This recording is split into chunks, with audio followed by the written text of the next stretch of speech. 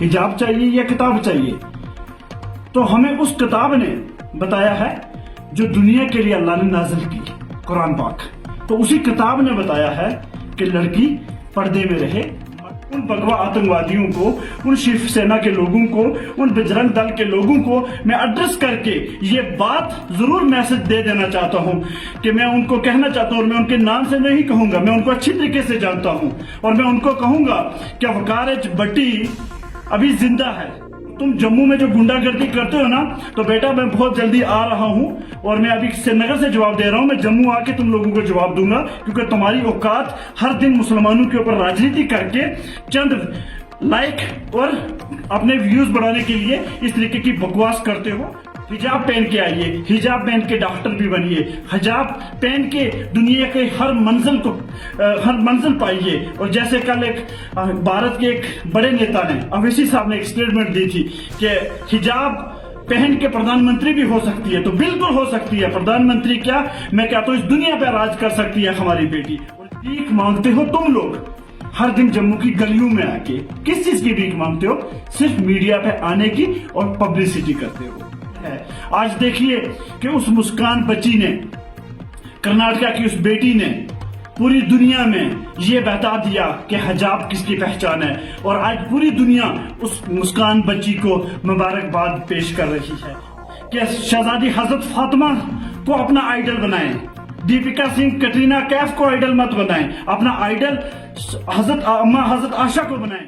जैसे कि उन्होंने बोला है कि हिजाब या किताब, तो मैं उन भगवा आतंकवादियों को, जिन लोगों ने जम्मू में, चाहे आप उनको शिवसेना का बोले या बजरंग दल का बोले, तो उनको मैं जवाब दे देना चाहता हूं, किताब ने ही हिजाब के लिए बताया है। आपने बोला ना हिजाब चाहिए या किताब चाहिए, तो हमें उस किताब ने बताया है जो दुनिया के लिए अल्लाह ने नाजिल की, कुरान पाक। तो उसी किताब ने बताया है कि लड़की पर्दे में रहे, मर्द पर्दे में रहे। तो उसी से किताब से ही हिजाब निकला है। पहला जवाब उनके लिए ये है। दूसरी बात, उनकी वो औकात नहीं है कि हमको एडवाइस दे सके कि हमको क्या चाहिए। हमको किताब के साथ हिजाब भी चाहिए और दुनिया की वो हर चीज चाहिए जो हम चाहेंगे। हमें किसी से मांगने की जरूरत नहीं है। भीख मांगते हो तुम लोग हर दिन जम्मू की गलियों में आके, किस चीज की भीख मांगते हो? सिर्फ मीडिया पे आने की और पब्लिसिटी करते हो। हमारे नाम पे, हमारे मुसलमान बच्चियों के नाम पे पब्लिसिटी हासिल करने की कोशिश करते हो।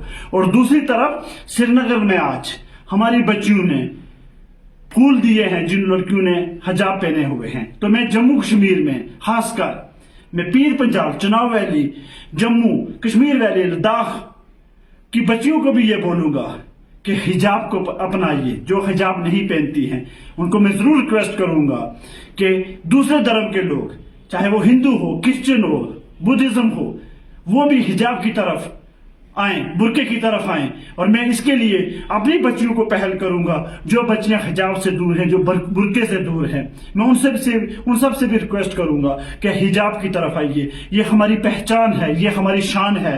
आज देखिए कि उस मुस्कान बच्ची ने, कर्नाटका की उस बेटी ने पूरी दुनिया में ये बता दिया कि हिजाब किसकी पहचान है, और आज पूरी दुनिया उस मुस्कान बच्ची को मुबारकबाद पेश कर रही है। तो मैं कहता हूं उस एक मुस्कान बच्ची को नहीं, हमारी हर एक बेटी को, हर एक बहन को मुबारकबाद मिले। और इसीलिए हिजाब पहन के आइए, हिजाब पहन के डॉक्टर भी बनिए, हिजाब पहन के दुनिया के हर मंजिल पाइए। और जैसे कल एक भारत के एक बड़े नेता ने, अवैसी साहब ने एक स्टेटमेंट दी थी कि हिजाब पहन के प्रधानमंत्री भी हो सकती है, तो बिल्कुल हो सकती है। प्रधानमंत्री क्या, मैं कहता हूं इस दुनिया पर राज कर सकती है हमारी बेटी। और इससे पहले किया है। रजिया सुल्ताना की बात करें या जितनी भी हमारी बेटियां आई हैं, बड़ी बड़ी पोस्टों पे आज भी बैठी हैं, वो हिजाब में ही हैं, बुरके में हैं। तो कुरान बच्चियों को तालीम देता है कि वो आगे बढ़े, लेकिन अपने पर्दे के साथ, दीन के साथ और उसके लिबास के साथ। मैं अपनी बहन और बच्ची को ये जरूर कहूंगा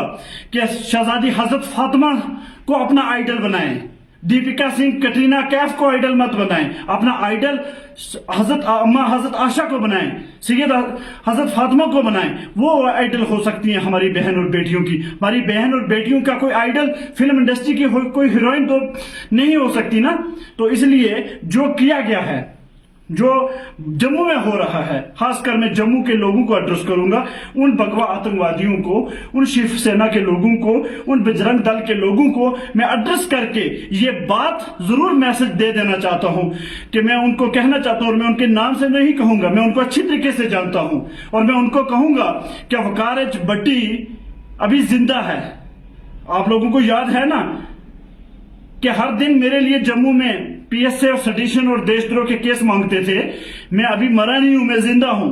और तुम जम्मू में जो गुंडागर्दी करते हो ना, तो बेटा मैं बहुत जल्दी आ रहा हूं, और मैं अभी श्रीनगर से जवाब दे रहा हूं। मैं जम्मू आके तुम लोगों को जवाब दूंगा, क्योंकि तुम्हारी औकात हर दिन मुसलमानों के ऊपर राजनीति करके चंद लाइक और अपने व्यूज बढ़ाने के लिए इस तरीके की बकवास करते हो। और याद रखें आप, मैं एक और भी बात बता देता हूं आप लोगों को, मैं इन तमाम भगवा ब्रिगेड वालों को एक बात बता देता हूं। जम्मू में रहना है, जम्मू में अगर रहना है तो जम्मू में रहना, तो उसके लिए जम्मू या भगवा, आप दोनों को आप डिसाइड करना है। जम्मू कश्मीर के रहने के लिए भगवा चाहिए या जम्मू कश्मीर चाहिए। अगर भगवा चाहिए तो लखनपुर के उस पार हो जाइए जहां ये भगवा की राजनीति चलती है, क्योंकि जम्मू कश्मीर में भगवा की राजनीति कोई नहीं चलने देगा। याद रखिएगा, ये जम्मू कश्मीर में हम हिंदू, मुसलमान, सिख, ईसाई का भाईचारा चाहते हैं। हम नहीं चाहते हैं कि कोई आके गुंडागर्दी करे और इस तरीके की बकवास करे कि खिताब और हजाब। इसके लिए मैं दोबारा कह देता हूं, जम्मू कश्मीर चाहिए या भगवा चाहिए। अगर भगवा चाहिए तो उधर चाहिए जहां भगवा की राजनीति होती है। और एक बात मैं योगी आदित्यनाथ को भी यहां से पैगाम जम्मू कश्मीर से दे देता हूं। अभी मैं स्टेटमेंट सुन रहा था, योगी आदित्यनाथ ने कहा कि किसी भी स्कूल में, किसी भी सरकारी दफ्तर में धार्मिक प्रचार नहीं होना चाहिए। तो मैं उस मुख्यमंत्री से सवाल पूछना चाहता हूं कि जो आप पहनते हैं, ये भगवा को जो प्रचार करते हैं, ये धार्मिक नहीं है क्या? कौन से आईन ने, कौन से हिंदुस्तान के संविधान ने आपको इसकी इजाजत दी है कि आप उस कुर्सी पर बैठ के भगवा का प्रचार करें? आप स्कूलों के अंदर पूजा पाठ करवाते हैं, तब हमने नहीं रोका आपको। अब भगवा पहनते हैं, तब हम नहीं रोक रहे हैं आपको। जब आप इस तरीके के प्रचार एक कुर्सी पे बैठ के, मुख्यमंत्री की कुर्सी पे बैठ के भगवा का प्रचार करते हैं, हिंदुइज्म का प्रचार करते हैं, राम मंदिर का प्रचार करते हैं, तब हम आपके ऊपर सवाल नहीं उठाते। लेकिन अगर हमारी बेटी कोई बुर्का पहनती है, कोई हिजाब पहनती है, तो आप सवाल उठाते हैं। बस ज्यादा ना कुछ कहते हुए एक चेतावनी भारत के तमाम उन लोगों को दे देना चाहता हूं मैं, जम्मू कश्मीर से वकार भट्टी और जम्मू के उन भगवा ब्रिगेड वालों को भी, कि ये भगवा जो ये हिजाब और जिस हिजाब और बुर्के के ऊपर आप बात करते हैं, ये 72 साल से नहीं है, ये 1450 साल से पहले से हिजाब और बुर्का हमारे कल्चर नहीं है, हमारा दीन है और हमारा ये मजहब की एक निशानी है। तो इसलिए कोई इस पर सवाल उठाने की कोशिश ना करे। और अभी मैंने देखा है कि कर्नाटका के स्कूल में आज भी बच्चियों को हिजाब में स्कूल में नहीं जाने दिया। तो मैं ये जरूर कह देना चाहता हूं, किसी की हिम्मत नहीं है कि वो रोक सके। इंशाअल्लाह हम इसके लिए फाइट करेंगे और पूरी शिद्दत से फाइट करेंगे और दुनिया तक इस मैसेज को लेके जाएंगे किस तरीके के साथ आप इस्लाम को टारगेट कर रहे हो। Thank you.